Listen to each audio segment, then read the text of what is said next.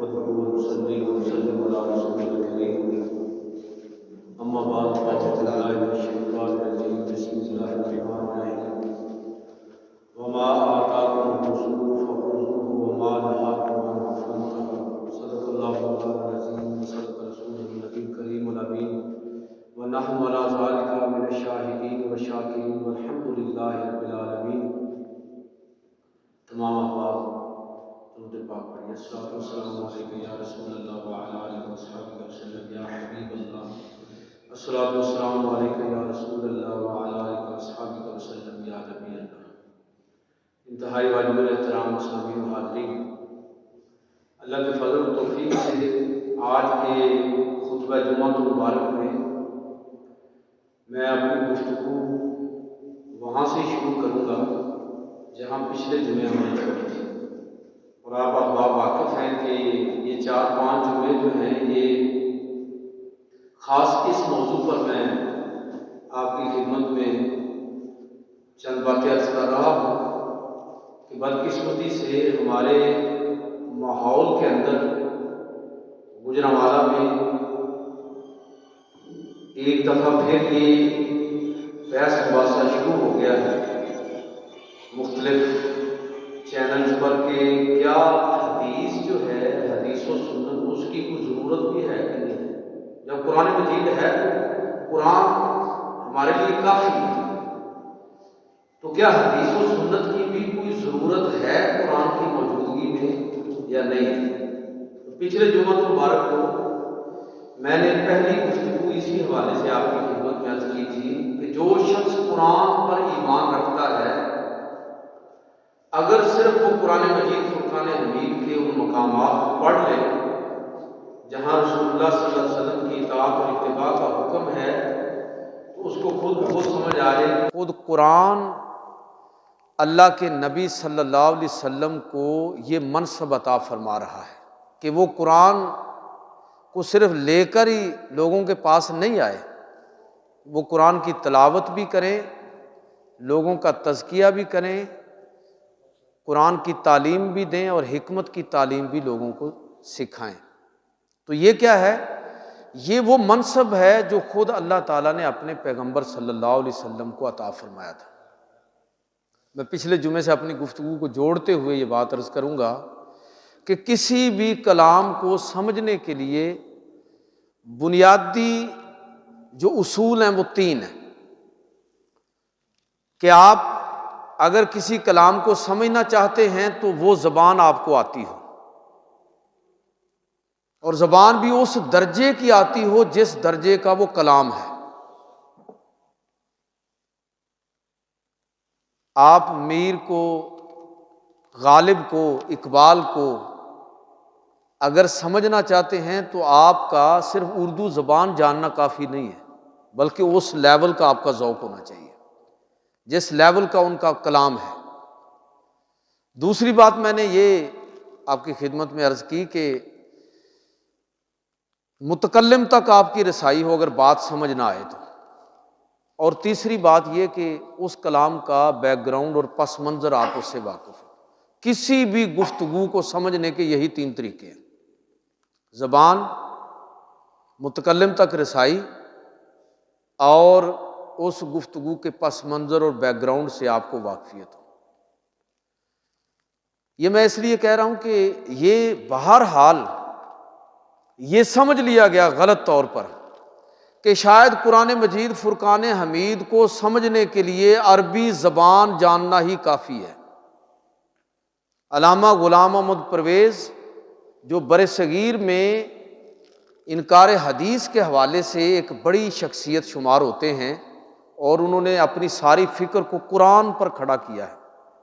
ان کا یہی دعویٰ ہے، 3 کتابیں ان کی قرآن پر، کتابیں تو 3 نہیں ہیں، کتابیں آگے کئی جلدوں میں ہیں، لیکن مفہوم القرآن، مطالب القرآن اور لغات القرآن، قرآن فہمی ان کا خاص دعویٰ ہے کہ یہ ان کا خاص ذوق ہے۔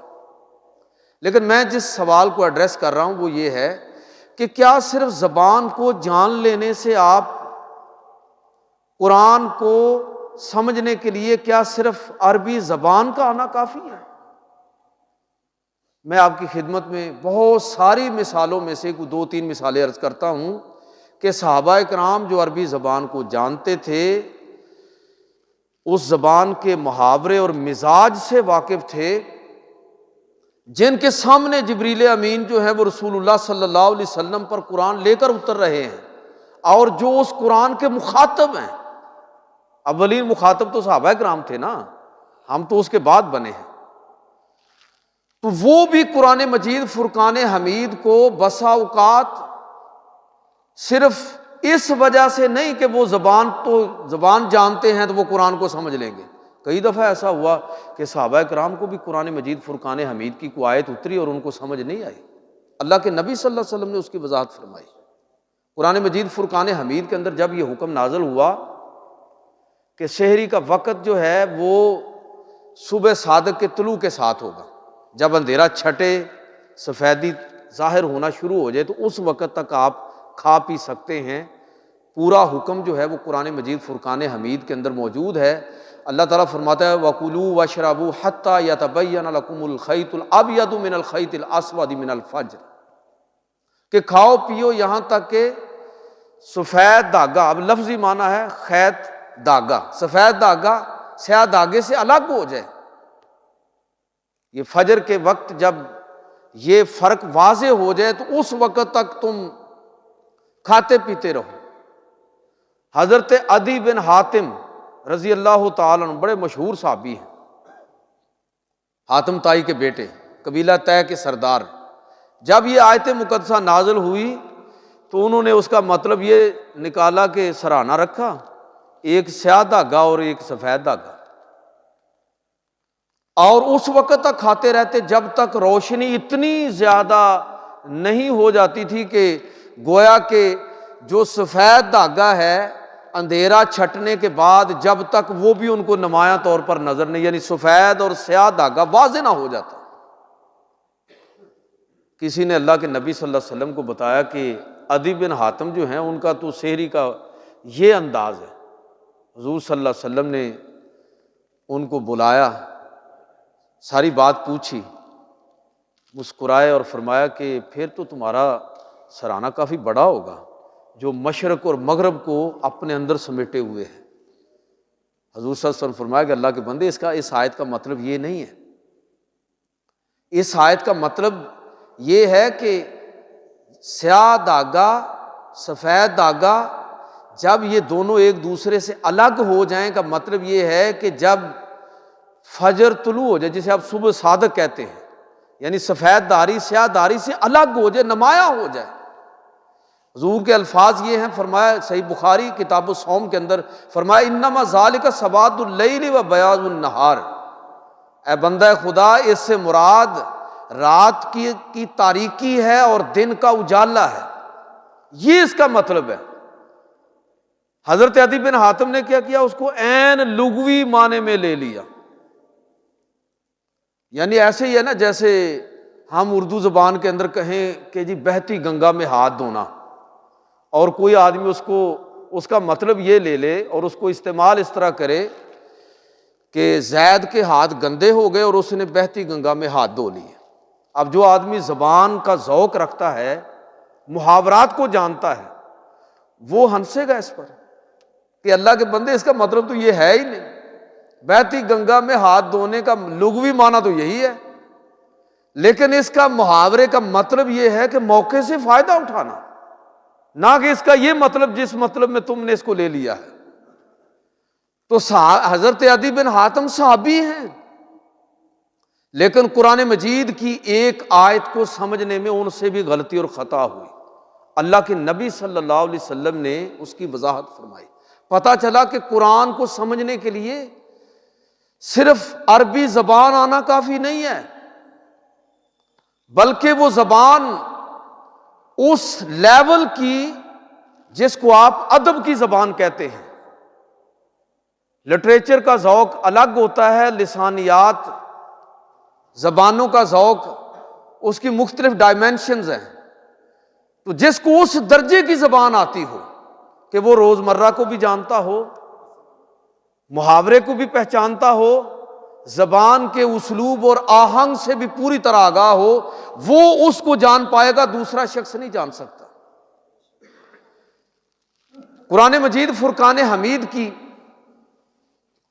یہ آیت مقدسہ جس میں اللہ رب العزت ارشاد فرماتا ہے کہ الذین آمنوا ولم یلبسوا ایمانہم بظلم اولئک لہم الامن وہم مہتدون، کہ وہ لوگ جو ایمان لائے اور انہوں نے اپنے ایمان کے ساتھ ظلم کو شامل نہیں کیا، یہ لوگ ہیں جو امن میں ہوں گے، اور یہ لوگ ہیں جو ہدایت یافتہ ہیں۔ جب یہ آیت مقدسہ نازل ہوئی تو صحابہ پریشان ہو گئے کہ اے اللہ کے پیغمبر، اس آیت مقدسہ میں تو یہ ہے کہ جو وہی شخص جو ایمان لایا اور ایمان لانے کے بعد کبھی اس سے کوئی ظلم سرزد نہ ہوا ہو، کوئی زیادتی اس سے سرزد نہ ہوئی ہو، کوئی گناہ اس سے سرزد نہ ہوا ہو، تو وہ شخص کامیاب ہے۔ تو ہم میں سے کون شخص ہے جس سے کبھی زندگی میں کوئی ظلم نہ ہوا ہو؟ قرآن مجید فرقان حمید کی اس آیت مقدسہ کے الفاظ کیا ہیں کہ الذین آمنوا ولم یلبسوا ایمانہم بظلم، کہ وہ لوگ جو ایمان لائے اور اپنے ایمان کے ساتھ انہوں نے ظلم کو شامل نہیں کیا، وہ لوگ ہیں جو اصل میں کامیاب ہیں، ہدایت یافتہ ہیں، امن میں ہیں، اور اللہ رب العزت کی طرف سے ان کے لیے کامیابی کا وعدہ، یہ لوگ ہیں۔ تو صحابہ پریشان ہو گئے۔ حالانکہ عربی زبان میں قرآن پاک نازل ہو رہا ہے، آیت عربی میں ہے، صحابہ عربی کو جانتے ہیں۔ جب پریشانی ہوئی تو صحابہ کرام حضور صلی اللہ علیہ وسلم کی بارگاہ میں حاضر ہوئے۔ صحیح بخاری کتاب الانبیاء حدیث نمبر 2428، پورا واقعہ آپ وہاں سے پڑھ سکتے ہیں کہ صحابہ نے عرض کی کہ اینا لم یظلم یا رسول اللہ، اے اللہ کے رسول، ہم میں سے کون شخص ایسا ہوگا جس سے کبھی کوئی ظلم نہ ہوا ہو؟ جبکہ اس آیت میں تو یہ ہے کہ وہی کامیاب ہے کہ جس سے ایمان لانے کے بعد کبھی کوئی ظلم سرزد نہ ہوا ہو۔ تو ہم میں سے کون شخص ہے جس سے کبھی زندگی میں کوئی ظلم نہ ہوا ہو؟ ظلم کیا ہے؟ یعنی جب آپ میرٹ سے ہٹ کے کوئی بھی آدمی کا عمل جو ہے وہ ظلم کی تعریف میں شامل ہے۔ تو نبی کریم صلی اللہ علیہ وسلم نے صحابہ کرام کو تسلی دی۔ آپ نے فرمایا کہ جو ظلم کا مطلب تم سمجھ رہے ہو وہ اس کا مطلب نہیں ہے۔ آپ صلی اللہ علیہ وسلم نے فرمایا کہ لیس ذالک، اس طرح نہیں ہے جس طرح تم سمجھ رہے ہو، انما ہوا شرک، یہاں ظلم سے مراد شرک ہے۔ قرآن مجید فرقان حمید کی آیت مقدسہ ہے نا کہ ان شرک لظلم عظیم، بے شک شرک سب سے بڑا ظلم ہے۔ تو وہ شخص جو ایمان لانے کے بعد اپنے ایمان کے ساتھ شرک نہیں کرتا وہ کامیاب ہے۔ غلطی کوتاہی ہونا یہ تو انسان سے عین ممکن ہے، لیکن اگر اس نے اپنے آپ کو شرک سے بچائے رکھا تو وہ شخص وہ ہے جو امن میں ہے اور ہدایت یافتہ ہے۔ تب صحابہ کرام کی تسلی ہوئی، پتہ چلا کہ صرف عربی زبان آنے سے قرآن پاک کی ہر بات سمجھ آ جائے یہ ممکن نہیں ہے۔ یہ تو صحابہ کے لیے بھی ایسا بارہا ایسا ہوا کہ وہ قرآن مجید کو سمجھنے میں اشکال کا شکار ہوئے۔ یہ جو قرآن مجید میں آتا ہے نا کہ وَلَقَدْ يَسَّرْنَا الْقُرْآنَ لِلذِّكْرِ فَهَلْ مِن مُدَّكِرٍ، کہ ہم نے قرآن کو آسان کر دیا ہے، ذکر کے لیے، نصیحت کے لیے ہے۔ جہاں تک اس کے دقیق علمی نکات ہیں، جہاں تک اس کے اندر چھپی ہوئی حکمتیں ہیں، وہ تو قیامت تک اہل علم کھولتے رہیں گے۔ جتنا کو اس پر تدبر کرے گا، جتنا قرآن مجید پر غور کرے گا، نئی جہتیں اس کے سامنے آتی رہیں گی۔ لہٰذا یہ نقطہ ہمیں سمجھنے کی ضرورت ہے کہ صحابہ کرام باوجود اس کے کہ قرآن مجید ان کی زبان میں نازل ہو رہا ہے، باوجود اس کے کہ وہ عربی زبان کا اعلیٰ ذوق رکھنے والے ہیں، اس کے باوجود کئی دفعہ ایسا ہوا کہ صحابہ کرام کو بھی قرآن مجید کی کسی آیت کے مفہوم کو سمجھنے کے لیے اللہ کے رسول کی طرف رجوع کرنا پڑا۔ قرآن مجید فرقان حمید کے اندر اللہ رب العزت ایک جگہ یہ سورہ توبہ کے اندر ہے۔ اللہ تعالیٰ ارشاد فرماتا ہے کہ والذین یکنزون الذھب والفضة ولا ينفقونها فی سبیل اللہ فبشرهم بعذاب علیم، کہ وہ لوگ جو سونا اور چاندی جمع کرتے ہیں، ولا ينفقونها فی سبیل اللہ، اور اس کو اللہ کی راہ میں خرچ نہیں کرتے، فبشرهم بعذاب علیم، اے پیغمبر ان کو دردناک عذاب کی خوشخبری سنائیے۔ صحابہ کرام نے جب یہ آیت مقدسہ یہ نازل ہوئی تو صحابہ کرام پریشان ہو گئے۔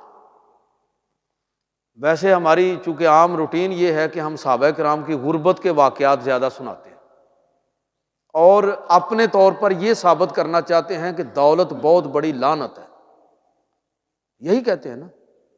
تو پھر ہمیں یہ دعا کیوں سکھائی گئی ہے ربنا آتنا فی الدنیا حسنہ؟ دنیا کا پہلے ذکر ہے، اے اللہ دنیا کی ساری بلائیاں نصیب فرما، وفی الآخرۃ حسنہ، اور آخرت کی ساری بلائیاں بھی عطا فرما۔ بھائی دولت دنیا بذات خود کوئی لعنت نہیں ہے، یہ اللہ تعالیٰ کی نعمت ہے جو اللہ رب العزت کسی کو نصیب فرماتا ہے۔ اس کو صحیح یوٹیلائز کرنا یہ اصل میں انسان کی آزمائش ہے۔ جو اس دولت کو صحیح استعمال نہیں کرتا، یہ جتنی وعیدیں ہیں وہ اس کے لیے ہیں۔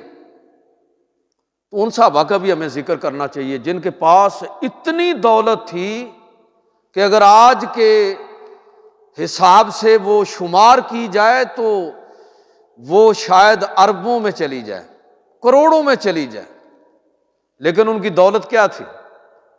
وہ اس اتنی بڑی حضرت عثمان غنی رضی اللہ تعالیٰ کے بارے میں کتنے واقعات آپ بیان کرتے کہ 100 اونٹ، 1000 اونٹ اور اتنی دولت فلاں فلاں موقع پر انہوں نے اللہ کی راہ میں ایسے دے دی۔ اگر پاس ہی کچھ نہیں تھا تو کہاں سے دیتے تھے؟ حضرت عبد الرحمن بن عوف جب اس دنیا سے رخصت ہوئے تو اتنے انبار تھے ان کے پاس سونے چاندی اور دولت کے کہ جس کا شمار ممکن نہیں ہے، کہ ان کے ورثاء میں کثرت کے ساتھ تقسیم ہوا۔ تو مال و دولت بذات خود کوئی لعنت نہیں ہے، اللہ کی نعمت ہے، اس کو صحیح استعمال کریں۔ اللہ کو اس پر اعتراض نہیں ہے۔ اللہ تعالیٰ اس چیز کو ناپسند نہیں فرماتا کہ بندے کے پاس مال اور دولت کیوں ہے، وہ تو خود عطا فرماتا ہے اور ہمیں حکم دیتا ہے کہ مجھ سے مانگو میں تمہیں دوں گا۔ بہرحال میں واپس موضوع کی طرف آتا ہوں۔ تو اللہ تعالیٰ نے فرمایا کہ جو لوگ سونا اور چاندی جمع کرتے ہیں اور اس کو اللہ کی راہ میں خرچ نہیں کرتے، اے پیغمبر ان کو عذاب علیم، دردناک عذاب کی خوشخبری دیجیے۔ جب یہ آیت مقدسہ نازل ہوئی صحابہ نے اس کو سنا تو پریشان ہو گئے کہ اللہ کے پیغمبر ہم میں سے کون شخص ہے جس نے مال اور دولت جمع نہ کر رکھا ہو؟ اب اس آیت کا بظاہر مطلب تو وہی بنتا ہے جو ایک دوسری آیت کا بعض لوگوں نے لیا کہ وَيَسْأَلُونَكَ مَاذَا يُنْفِقُونَ قُلِ الْعَفْوَ، آپ سے کہتے ہیں کہ کیا خرچ کریں تو جو زائد ہو۔ بعض لوگوں نے اس کا مطلب یہ لیا کہ بس جو بھی ہے خرچ کر دو، سب کچھ ہی خرچ کر دو۔ ان آیات کا مطلب یہ نہیں ہے، ایسا ہی سمجھا صحابہ نے کہ شاید ان کا مطلب یہی ہے۔ اسی لیے میں کہہ رہا ہوں کہ اگر آپ حدیث و سنت کو درمیان سے نکال دیں گے تو بہت ساری جگہ پر آپ کو قرآن کی سمجھ ہی نہیں آئے گی، بہت ساری آیات کے اندر کنٹراڈکشن ملے گا، آپ کو تضاد نظر آئے گا۔ اللہ کے پیغمبر صلی اللہ علیہ وسلم نے وضاحت فرمائی، صحابہ حضور کی بارگاہ میں حاضر ہوئے، حضرت عمر رضی اللہ تعالیٰ عنہ حضور کے پاس آئے، عرض کی اللہ کے رسول یہ اشکال پیدا ہوا ہے، یہ سوالات پیدا ہوئے ہیں، یہ مشکل پیش آئی ہے قرآن مجید کی اس آیت مقدسہ کو سمجھنے میں۔ تو اللہ کے نبی صلی اللہ علیہ وسلم نے اس وقت یہ ارشاد فرمایا اور اس کی حکمت بھی بیان فرما دی کہ اللہ کے بندو اس آیت کا مطلب یہ نہیں ہے، کنز کا مطلب یہ ہے، کنز کا مطلب یکنزون الذھب والفضہ، سونا اور چاندی جمع کرنا کنز کب ہے؟ مال اور دولت کو اپنے اکاؤنٹس کے اندر گن گن کے رکھنا حرام کب ہے؟ دولت کے انبار اکٹھے رکھنا حرام کب ہے؟ اس وقت حرام ہے جب اس کی زکوٰۃ نہ دی جائے۔ یہ کنز اس وقت ہے جب اس کی زکوٰۃ ادا نہ کی جائے۔ اور نبی کریم صلی اللہ علیہ وسلم نے صحیح بخاری کتاب الزکوٰۃ کے اندر حدیث نمبر 247 حضور نے پوری اس کی وضاحت فرما دی کہ اس آیت کا مطلب یہ نہیں ہے، اس آیت کا مطلب یہ ہے کہ وہ مال جس کی زکوٰۃ نہ دی جائے وہ کنز ہے، وہ سونا چاندی جو ہے وہ انسان کے لیے تباہی کا باعث ہوگا، وہ دولت انسان کو تباہ کر کے رکھ دے گی جس کی زکوٰۃ نہیں دی جاتی۔ اگر اللہ رب العزت نے اس سے مراد یہی ہوتا تو پھر حضور نے فرمایا پھر اللہ رب العزت زکوٰۃ کو فرض نہ کرتا۔ زکوٰۃ فرض ہی اس لیے کی گئی ہے تاکہ باقی ماندہ مال جو ہے وہ پاک ہو جائے۔ اللہ رب العزت نے وراثت کے احکام اس لیے نازل کیے تاکہ باقی بچنے والے جو لوگ ہیں، ترکہ جو چھوڑ کے جا رہا اس کا مال لوگوں کے اندر تقسیم کر دیا جائے۔ تو میرے بھائیوں، کہنے کا مطلب یہ ہے اللہ کے نبی صلی اللہ علیہ وسلم نے کنز کی وضاحت فرمائی کہ کنز کا وہ مطلب نہیں ہے میرے صحابہ جو تم لے رہے ہو، ورنہ تو پھر زکوٰۃ کا حکم کس لیے ہے؟ مال ہوگا تو زکوٰۃ ہوگی، مال ہوگا، ترکہ ہوگا تو وراثت کے اندر تقسیم ہوگا۔ تو اللہ رب العزت نے جو وراثت کے احکام نازل فرمائے، جو زکوٰۃ کا حکم دیا، وہ اسی صورت میں امپلیمنٹ ہوگا کہ اگر مال کسی کے پاس جمع ہو، مال کا جمع ہونا کنز نہیں ہے بلکہ یہ کنز ہے کہ مال آپ کے پاس ہو اور آپ اس پر نہ عشر دیتے ہیں نہ زکوٰۃ دیتے ہیں۔ ساری گفتگو کا حاصل یہ ہے کہ قرآن مجید، یہ میں نے چند مثالیں عرض کی ہیں، ورنہ قرآن مجید فرقان حمید کے حوالے سے جو صحابہ کرام کو اشکالات پیش آئے اس کی 20 مثالیں میں آپ کی خدمت میں پیش کر سکتا ہوں۔ یہ منصب خود اللہ تعالیٰ نے آپ کو عطا فرمایا کہ آپ قرآن مجید کی تعبیر اور تشریح کریں۔ قرآن اللہ کا کلام ہے، ہماری اللہ تک رسائی نہیں ہے۔ ہمیں کوئی بات سمجھ نہ آئے تو نہ ہم جبریل امین سے پوچھ سکتے ہیں کہ آپ کیا لے کر آئے ہیں، نہ ہم اللہ تعالیٰ سے پوچھ سکتے ہیں کہ جی اس آیت کا مطلب کیا ہے، ہمیں تو پوری طرح بات سمجھ نہیں آئی۔ تو ہمارا طرز عمل بھی وہی ہونا چاہیے جو صحابہ کرام کا ہے کہ اگر کسی جگہ پر قرآن میں اشکال ہمیں سمجھ آئے، اگر کوئی مسئلہ ہو تو پھر ہمیں رسول اللہ صلی اللہ علیہ وسلم کی طرف رجوع کرنا چاہیے، اس لیے کہ حدیث کے بغیر قرآن فہمی ممکن نہیں ہے۔ بلکہ میں تو یہاں تک کہوں گا کہ قرآن مجید فرقان حمید اللہ کا کلام ہے، یہ ہمیں کس نے بتایا؟ بھائی قرآن مجید کی سب سے چھوٹی سورت ہے نا، سورۃ الکوثر، یہ ہمیں کس نے بتایا کہ یہ اللہ تعالیٰ نے نازل کی ہے اور اللہ کا کلام ہے؟ نبی کریم صلی اللہ علیہ وسلم نے بتایا ہے۔ قرآن مجید فرقان حمید کا قرآن ہونا یہ خود حدیث سے ثابت ہے۔ اگر حدیث کو درمیان سے نکال دے تو قرآن کو قرآن ثابت کر کے دکھائے۔ اس لیے جو لوگ اس خوش فہمی کے اندر مبتلا ہیں کہ ہم قرآن ہمارے لیے کافی ہے، وہ اپنی عقل کا علاج کروائیں، وہ اپنے نقطہ نظر کو ری وزٹ کریں۔ ان کو سوچنا چاہیے کہ قرآن پر ایمان لانا حدیث و سنت کے بغیر ممکن ہی نہیں ہے۔ اسی لیے حضرت امام شافعی رحمۃ اللہ تعالی علیہ کا یہ قول بڑا مشہور ہے کہ القرآن احوج الی السنہ من السنۃ الی القرآن، کہ قرآن مجید اپنے معنی اور مفہوم کی تعبیر اور تشریح کے لیے، وضاحت کے لیے حدیث رسول اور سنت رسول صلی اللہ علیہ وسلم کا محتاج ہے۔ حدیث قرآن کی محتاج نہیں اپنی وضاحت کے لیے، کیونکہ قرآن تو ٹیکسٹ ہے، متن ہے، متن کی تعبیر اور تشریح رسول اللہ صلی اللہ علیہ وسلم کی زندگی ہے۔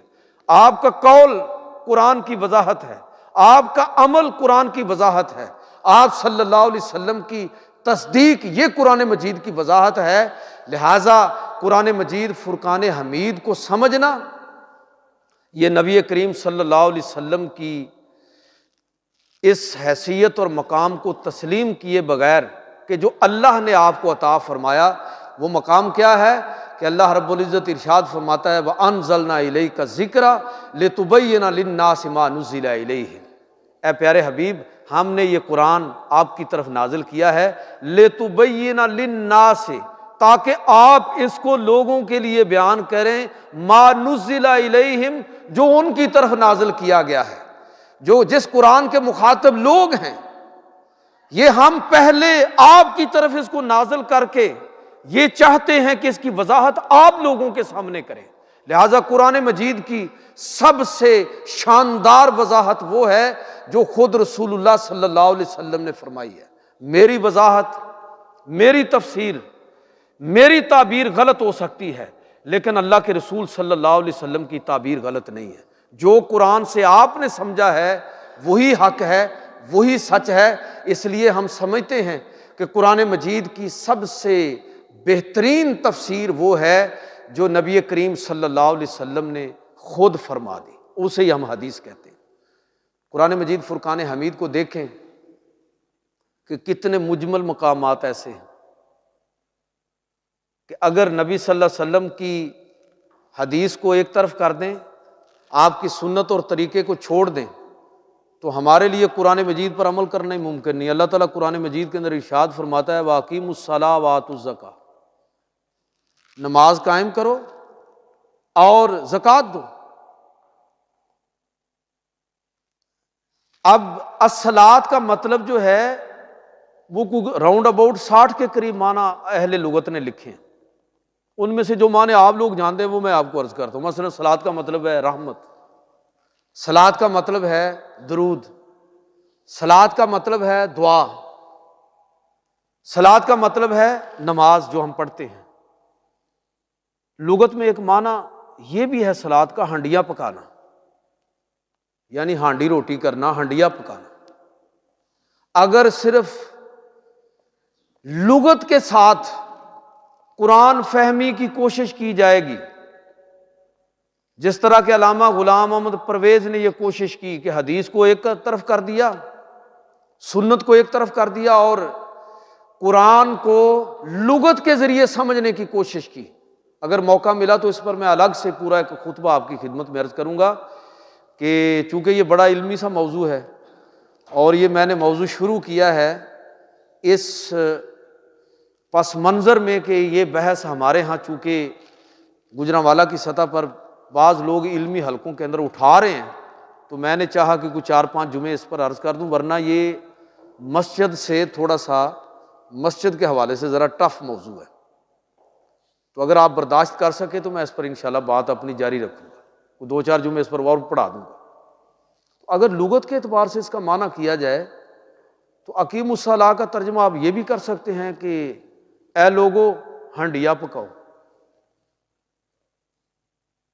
کیا یہ معنی درست ہوگا؟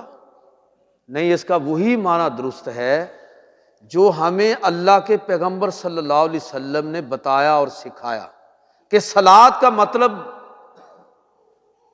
اے لوگو صلو کما رأیتمونی اصلی، اس طرح نماز پڑھو جس طرح مجھے نماز پڑھتے ہوئے دیکھتے ہو، وہ نماز ہے۔ قرآن میں کہیں نہیں لکھا ہوا کہ نمازیں 5 ہیں، نہ یہ نماز کے اوقات لکھے ہوئے ہیں، نہ رکعات کی تعداد متعین ہے، نہ ان رکعات کے اندر کیا پڑھنا ہے، کچھ بھی نہیں ہے۔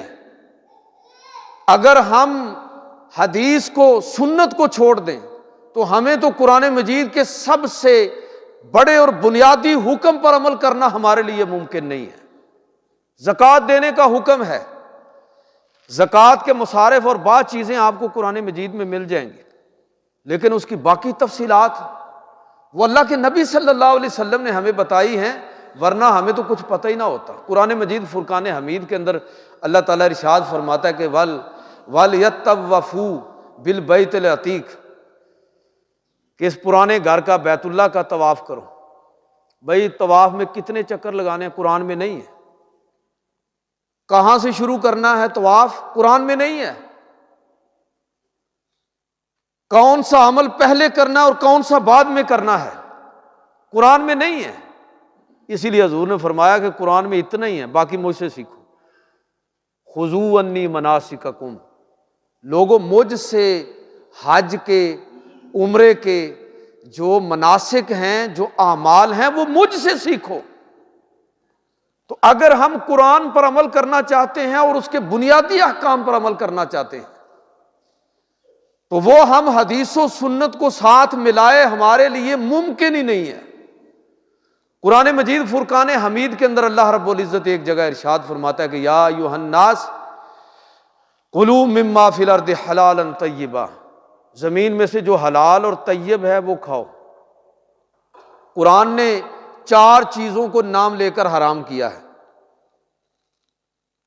کہ مردار حرام ہے، خنزیر حرام ہے، خون حرام ہے، اور غیر اللہ کے نام پر ذبح کیا ہوا جانور حرام ہے۔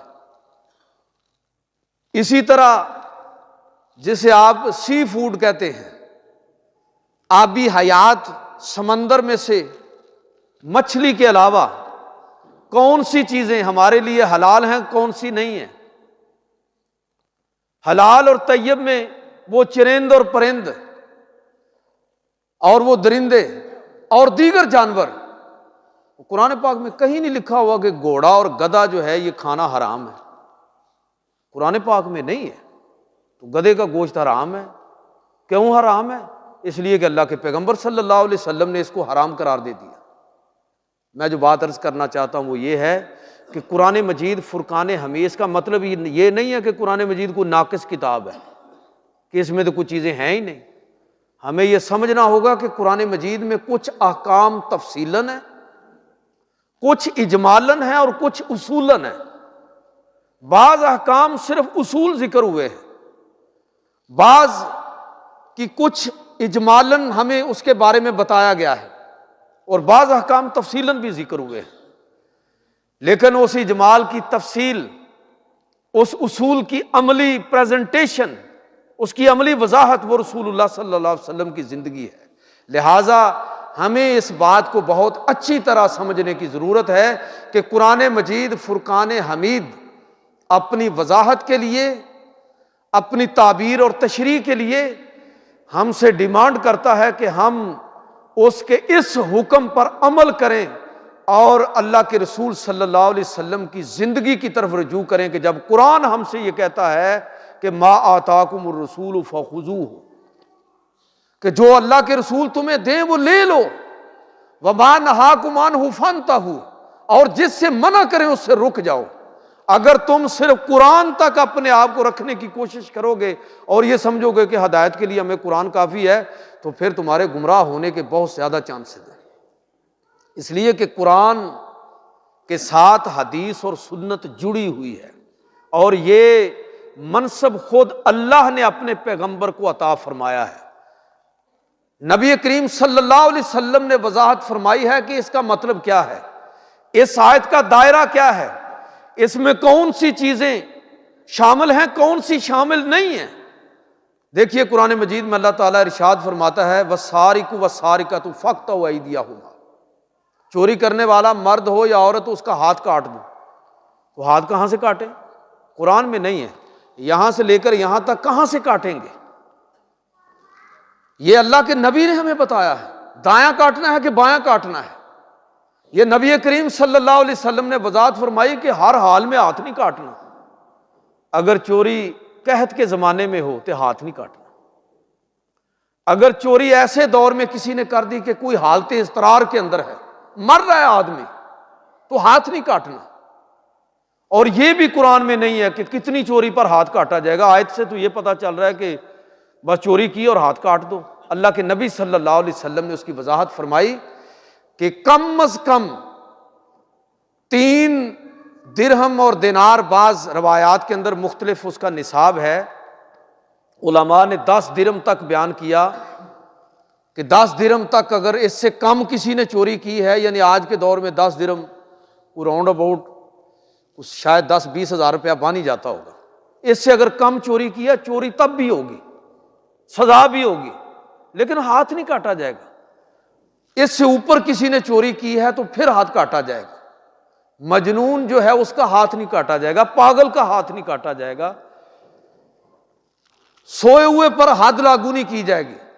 اللہ کے پیغمبر صلی اللہ علیہ وسلم نے کھانے پینے کی عام چیزوں کے حوالے سے حد لاگو کرنے سے منع کر دیا کہ لوگ کھیتوں میں سے گزرتے ہیں، دوسروں کی چیزیں کھا پی لیتے ہیں، ہے غلط، لیکن کیا اس پر چور کی سزا نافذ کی جائے گی؟ فرمایا نہیں، اس کے لیے خاص کوانٹٹی جو ہے، اور جب اس کو اس مقصد کے لیے ذخیرہ کیا گیا ہو وغیرہ وغیرہ۔ تو میرا کہنے کا مطلب یہ ہے کہ قرآن مجید کا ایک واضح حکم ہے، آپ اس حکم پر اس وقت تک عمل نہیں کر سکتے جب تک رسول اللہ صلی اللہ علیہ وسلم کی طرف رجوع نہیں فرمائیں گے۔ اللہ تعالیٰ قرآن مجید فرقان حمید کے اندر فرماتا ہے نا کہ یوصیکم اللہ فی اولادکم للذکر مثل حظ الانثیین، مرد کے دو، عورت کا ایک حصہ۔ تو یہ وراثت اس کے حوالے سے قرآن مجید فرقان حمید نے ترکہ تقسیم کرنے کے حوالے سے باقاعدہ اصول ذکر فرمائے۔ تو کیا وراثت ساری اولاد کے اندر تقسیم کر دی جائے گی؟ قرآن میں تو اولاد کا لفظ مطلق ہے، یوصیکم اللہ فی اولادکم، اللہ تم کو تمہاری اولاد کے بارے میں نصیحت اور وصیت فرماتا ہے۔ کیا ساری اولاد کے اندر وراثت تقسیم ہوگی؟ نہیں، اللہ کے نبی نے فرمایا کہ اگر کوئی قاتل اپنے وارث کو، جس کا وہ وارث بن رہا ہے، اس کو قتل کرے تو حضور نے فرمایا کہ اس کو ترکے میں سے کوئی حصہ نہیں مرے گا، اس کے لیے وراثت میں کوئی حصہ نہیں ہے۔ اسی لیے حضور نے فرمایا کہ مسلمان کسی غیر مسلم کے ترکے کا وارث نہیں ہے، اور کوئی غیر مسلم کسی مسلمان کا وارث نہیں ہے۔ یہ ساری چیزیں قرآن میں نہیں ہیں۔ پھر اس میں وراثت کے دیگر اور بہت سارے احکام اور مسائل ہیں۔ تو میرا کہنے کا مطلب یہ ہے کہ اگر کوئی شخص، اگر کوئی گروہ یہ سمجھتا ہے کہ وہ قرآن کو اللہ کے پیغمبر صلی اللہ علیہ وسلم کے فرمان اور حدیث و سنت کے بغیر سمجھنا چاہتا ہے، ہدایت کا طلبگار ہے، تو یہ اس کی غلط فہمی ہے۔ قرآن و سنت کو اگر الگ کر دو گے تو پھر قرآن مجید فرقان حمید کو قرآن سمجھنا، قرآن کے طور پر ماننا ہی مشکوک ہو جاتا ہے، اور قرآن مجید فرقان حمید کے مختلف جو احکام اور مسائل ہیں ان کو سمجھنا اور ان پر عمل کرنا ممکن نہیں ہے۔ میں صرف آخری بات کر کے ختم کرتا ہوں۔ قرآن مجید فرقان حمید کے اندر اللہ رب العزت ارشاد فرماتا ہے وَأَن تَجْمَعُوا بَيْنَ الْأُخْتَيْنِ إِلَّا مَا قَدْ سَلَفَ، کہ دو بہنوں کو اب تم ایک نکاح میں جمع نہیں کر سکتے، جو ہو گیا سو ہو گیا۔ پہلی امتوں میں جائز تھا کہ ایک شخص دو بہنوں کو ایک نکاح میں جمع کر سکتا تھا، لیکن اس امت میں اس کو حرام کر دیا گیا۔ بس قرآن میں اتنا ہے کہ دو بہنیں ایک نکاح میں جمع نہیں ہو سکتی، لیکن اللہ کے نبی صلی اللہ علیہ وسلم نے بانجی اور پھوپھی، بانجی اور خالہ کو اور بھتیجی اور پھوپھی کو بھی ایک نکاح میں جمع کرنے سے منع فرما دیا، کہ جس علت کی بنیاد پر دو بہنوں کو ایک نکاح میں جمع کرنے سے اللہ تعالیٰ نے منع کیا ہے کہ دونوں جب سونکنے بنے گی، خاوند کی محبت تقسیم ہوگی تو آپس میں لڑیں گی، جو بہنوں کا ایک تعلق ہے اس میں دراڑ آئے گی، تو لہٰذا منع کر دیا۔ تو یہ جو تعلق ہے اسی علت کی بنیاد پر، اسی سبب کی بنیاد پر یہ پھوپھی اور بانجی کو اور بھتیجی اور خالہ، یہ ان کو بھی ایک نکاح میں جمع کرنے سے اللہ کے نبی صلی اللہ علیہ وسلم نے منع فرما دیا۔ اس کا مطلب یہ ہوا کہ جو حکم قرآن سے ثابت ہے وہ بھی شریعت ہے، اور اگر اس حکم کی کوئی توسیع اور اس میں اضافہ اللہ کے پیغمبر صلی اللہ علیہ وسلم فرما دیں تو یہ منصب بھی اللہ تعالیٰ نے آپ کو عطا فرمایا ہے۔ آپ کی کوئی کہی ہوئی بات دین سے باہر نہیں ہے۔ جس طرح دین قرآن سے ثابت ہوتا ہے، اسی طرح حدیث اور سنت سے بھی اسی طرح دین ثابت ہوتا ہے۔ اللہ تعالیٰ مجھے اور آپ کو عمل کی توفیق عطا فرمائے۔